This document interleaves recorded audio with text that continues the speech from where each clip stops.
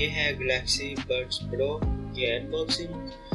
और बॉक्स जो है वो काफ़ी छोटा है, एग्जैक्टली बड्स है उनकी बॉक्सिंग है वैसे डिब्बे में फिट आएगी। मोबाइल की जगह डिब्बा तो खोल सकता, तो डिब्बा खोलते हैं काफ़ी टाइट पैकेजिंग की है इन्होंने।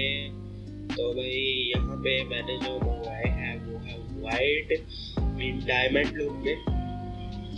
तो यहाँ पे रैपर अगर साइड में करें तो यहाँ पे ऊपर सैमसंग की ब्रांडिंग, और ये आते हैं एक बड्स प्रो जो कि बाकी में अच्छे हैं, डायमंड और जो है वो सिल्वर लुक में होते हैं और काफ़ी लाइट वेट है। और यही साथ आपको मिलता है छोटा सा बॉक्स। और खोल के देख लेते हैं कि इसमें क्या है।